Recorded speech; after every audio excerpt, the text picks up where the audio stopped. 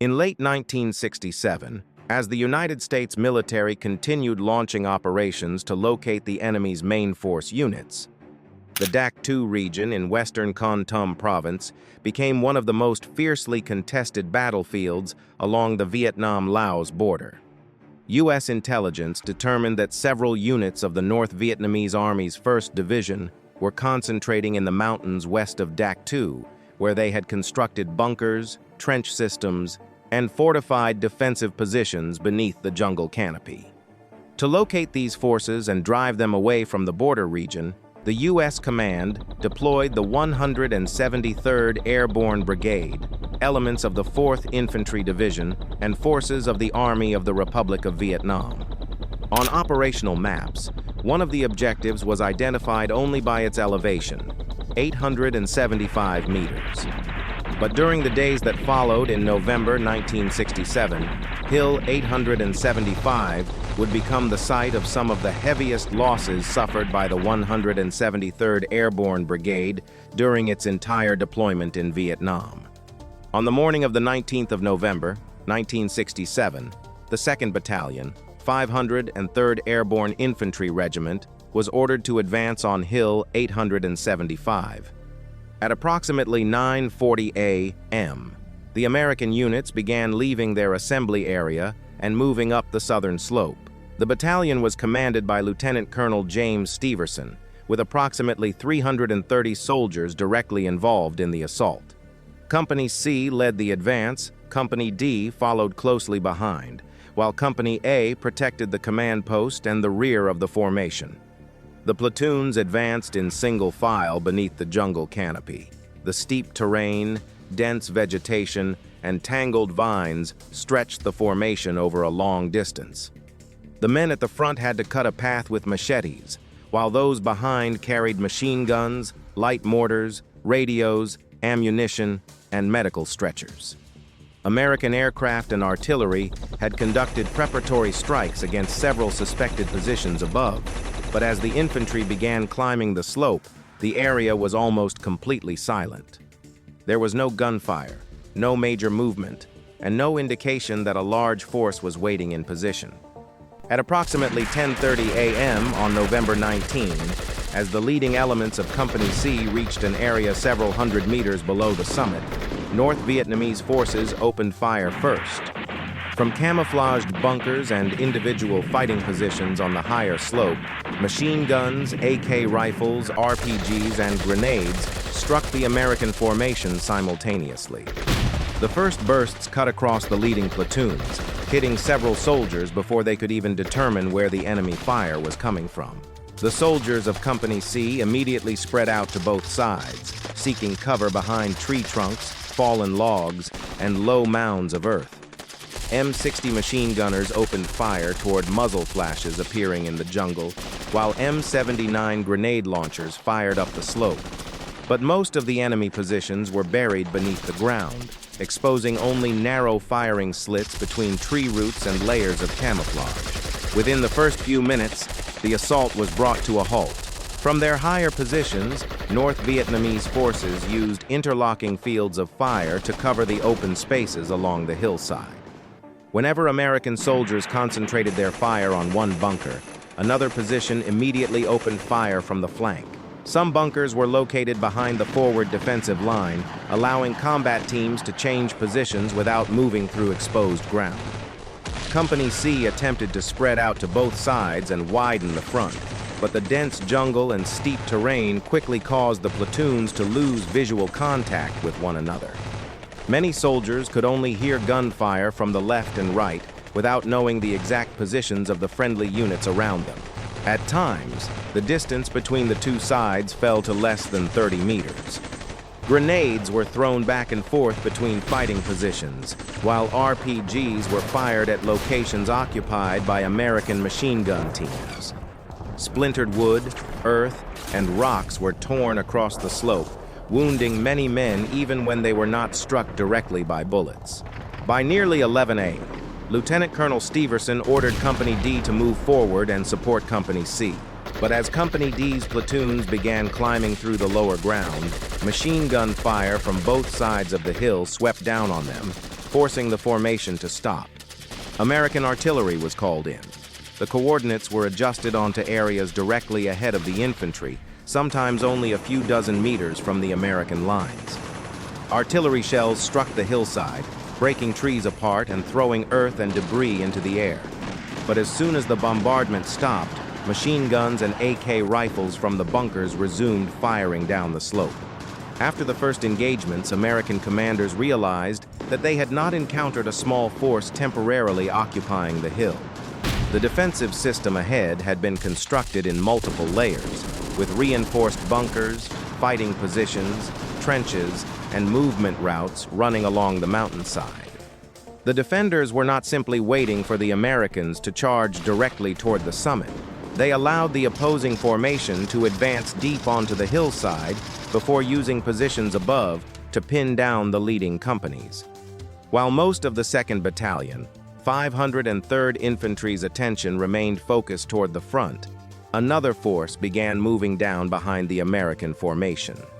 In the early afternoon, soldiers of Company A at the rear of the formation detected movement in the jungle to the south. Only minutes later, AK rifles, machine guns, and grenades suddenly struck the battalion command post, the aid station, and the ammunition-carrying teams. The American force was being attacked from behind. Company A immediately turned back and deployed to defend the command post. The platoons that had originally been assigned to protect the supply route now had to fight to prevent the enemy from cutting the battalion in two. Fire from two directions forced the American formation into an increasingly narrow area. Above them, Companies C and D remained pinned down by the bunkers. Below them, Company A struggled to hold the route the battalion had just used to advance. The medical teams were quickly overwhelmed by a growing number of casualties. Wounded soldiers were dragged into shallow depressions or behind tree trunks, while field dressings, morphine, and plasma were distributed under continuous fire. Chaplain Charles Joseph Waters of the 173rd Airborne Brigade was with the unit that day. As numerous soldiers became trapped outside the perimeter, Waters repeatedly left his relatively protected position and crawled onto the hillside to help pull wounded men back inside and assist medics in treating the most serious casualties. He moved through areas under machine gun and mortar fire, helped several wounded soldiers, and then returned to the outer line.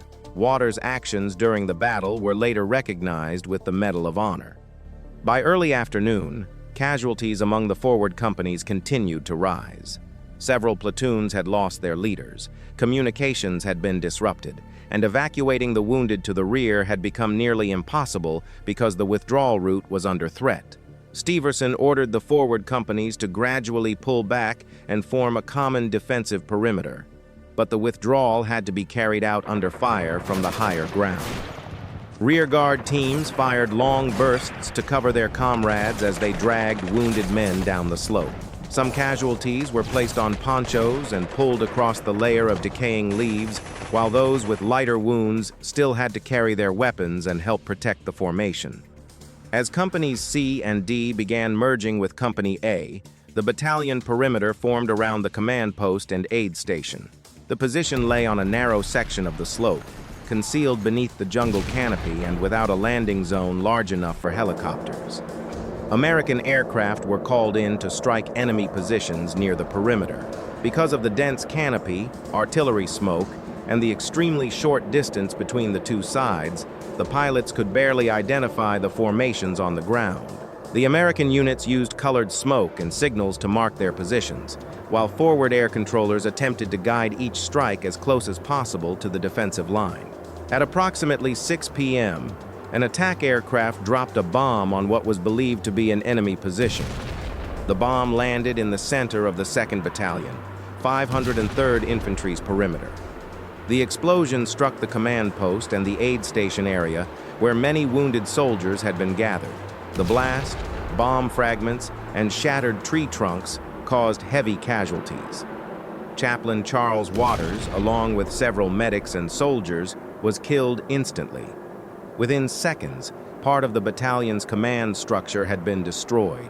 Radios were damaged, fighting positions were buried, and gaps appeared in several sections of the defensive line. At first, the survivors did not know whether the explosion had been caused by an American bomb or an enemy mortar round. Smoke and dust covered the area, while the cries of the wounded mixed with gunfire continuing from the surrounding jungle. The officers and non-commissioned officers who were still capable of fighting immediately began reorganizing the defense. Uninjured soldiers were sent to fill the gaps, while casualties were pulled away from the area that had just been struck. The friendly fire incident became one of the main reasons the 2nd Battalion, 503rd Infantry's casualties rose sharply during the first day. But by the time the bomb fell, the unit was already in an extremely dangerous position. The assault had been stopped, the withdrawal route was under attack, and most of the battalion had been compressed into a small perimeter on the hillside. As darkness fell on November 19, the 2nd Battalion, 503rd Infantry, was no longer capable of continuing its assault toward the summit. Its immediate mission shifted to holding the perimeter, protecting the wounded, and waiting for a relief force. American artillery began firing a defensive ring around the position. Batteries from fire bases near Dak To continuously struck the likely avenues of approach, with some shells landing only a few dozen meters from the outermost fighting positions. Illumination rounds were fired above the treetops, but their light penetrated only through small openings in the jungle. Most of the battlefield remained in darkness. American soldiers used entrenching tools, steel helmets, and their bare hands to deepen their fighting positions. Ammunition was collected from the packs of the dead and redistributed among the positions still capable of fighting. Drinking water, medical dressings, and painkillers began to run short. Throughout the night, small groups of North Vietnamese soldiers continued approaching the perimeter. They fired short bursts, threw grenades, and then withdrew into the jungle, forcing the Americans to remain constantly alert. There was no large-scale assault intended to overrun the entire position. Instead, the pressure was maintained at a level sufficient to prevent the battalion from resting, repairing its defenses, or organizing the evacuation of the wounded. On the morning of November 20, as daylight began to return, the full extent of the losses became visible. Many fighting positions had been destroyed. Bodies and equipment lay scattered among shattered trees, and the aid station area had been turned into a large bomb crater.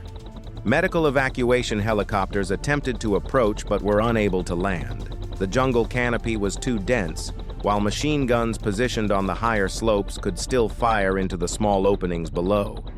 Some helicopters flew low to drop water, ammunition, and medical supplies.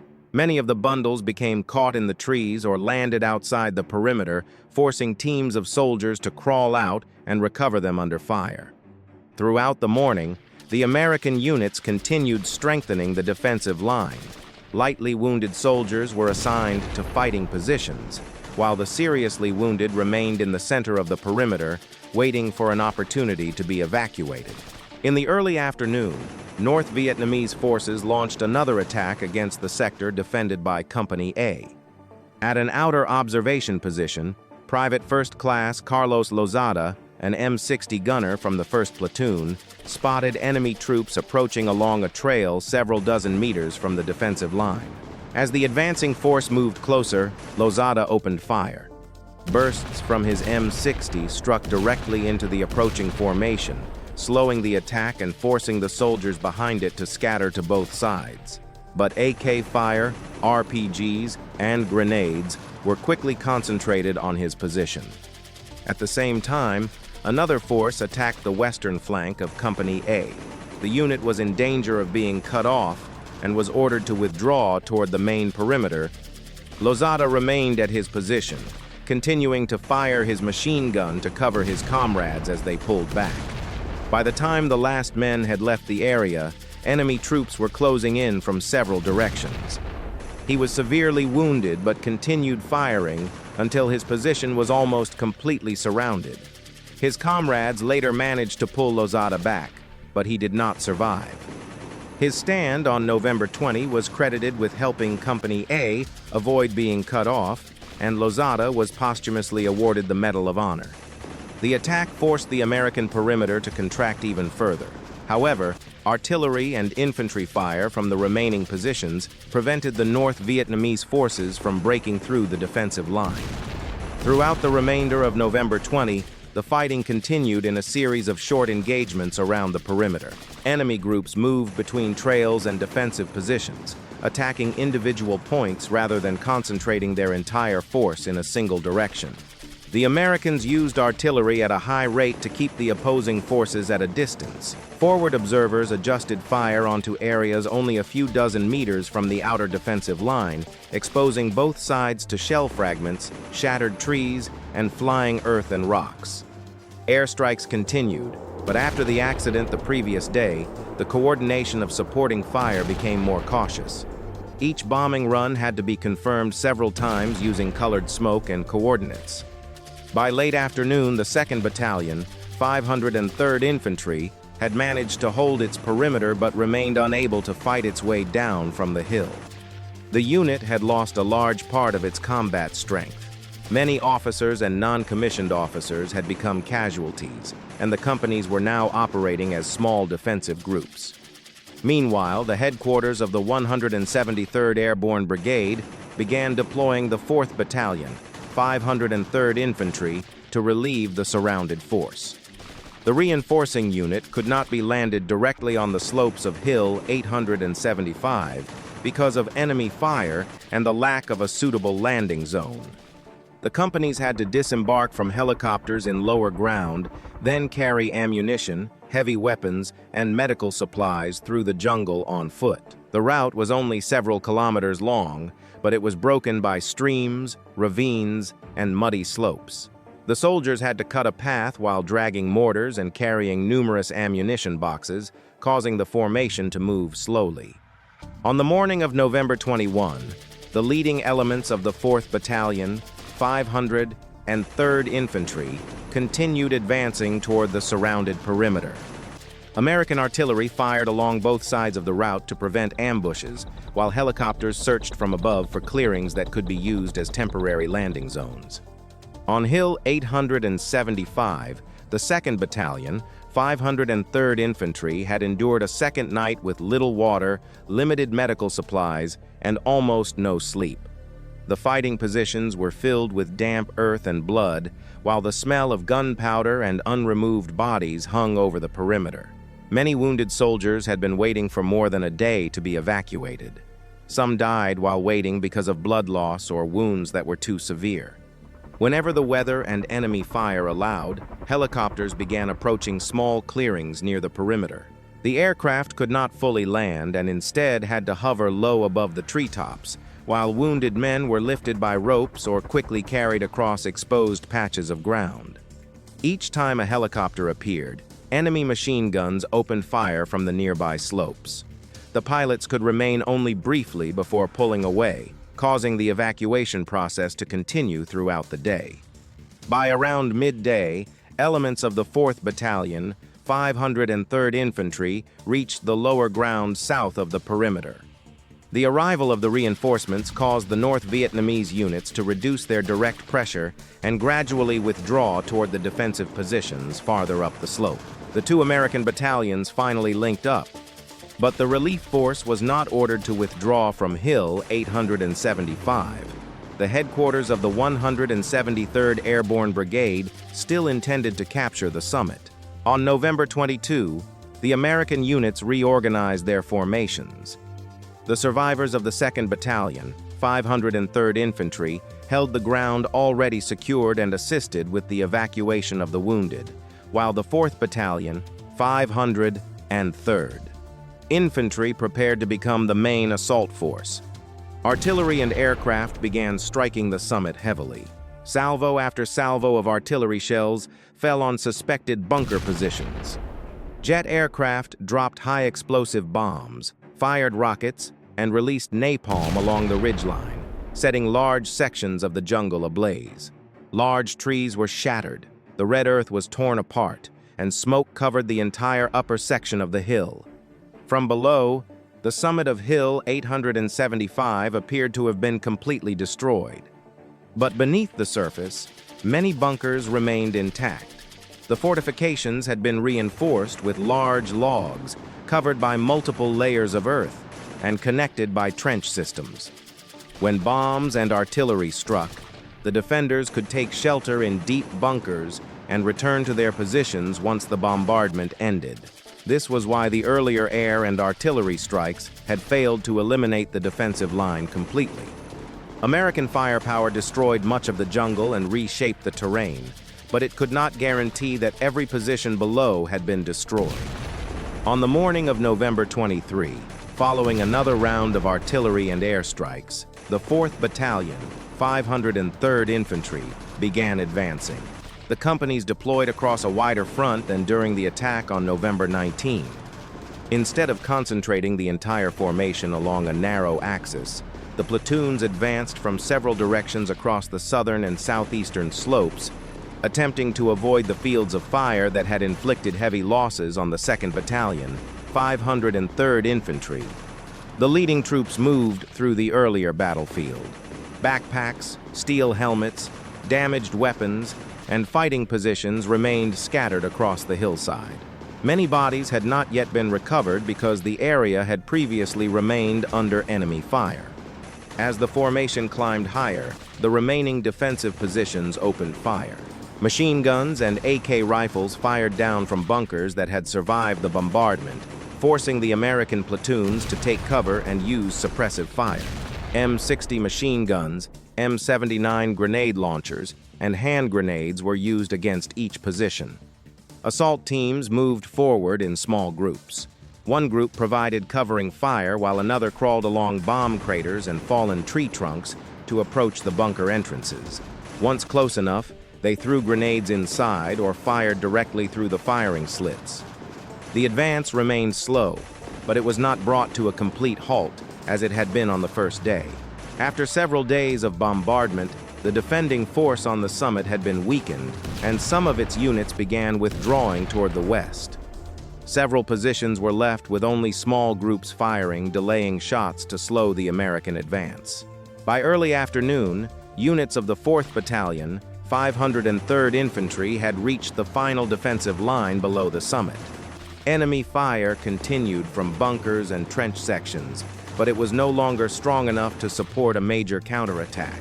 The American platoons advanced in short stages, capturing abandoned positions and expanding their line to both sides. At approximately 2:30 p.m. on November 23, the first soldiers of the 4th Battalion, 503rd Infantry, reached the highest ground on Hill 875. Most of the North Vietnamese force had already withdrawn from the summit. The Americans began searching the remaining bunkers, trenches, and shelters. Many of the fortifications extended deep underground and were covered by thick layers of timber and earth. Some bunkers were large enough to hold an entire squad together with ammunition and food supplies. After U.S. forces secured Hill 875 on the 23rd of November 1967, the major fighting around Dak To gradually subsided, marking the end of the most intense phase of the 1967 Battle of Dak To. The 173rd Airborne Brigade paid the highest price of any American formation involved in the campaign. The 2nd and 4th Battalions of the 503rd Infantry alone suffered 115 Americans killed, 253 wounded, and 7 missing. Of the approximately 570 paratroopers who directly participated in the assaults, nearly 340 became casualties. The North Vietnamese Army also suffered heavy losses from artillery, airstrikes, and close-range fighting, but no independent figures have ever fully confirmed the total. Tactically, the Americans ultimately captured Hill 875. However, the battle demonstrated that when the opposing force selected the terrain, constructed a layered defensive system, and forced American infantry to advance along a narrow axis beneath the jungle canopy, the advantages of helicopters, artillery, and air power were no longer enough to guarantee victory at a low cost. A single error in the coordination of supporting fire could also turn that support into another source of casualties. If the Battle of Ia Drang in 1965 demonstrated the power of helicopter-borne warfare, Hill 875 in 1967 exposed the limitations of that doctrine when confronted by a carefully prepared defensive system in mountainous jungle terrain. 2 months later, the Tet Offensive erupted across South Vietnam, opening an entirely new phase of the war. Hill 875 was ultimately captured, but for the soldiers of the 173rd Airborne Brigade, it was no longer simply a hill marked on a map. It had become one of the bloodiest and most haunting battles in the unit's history during the Vietnam War.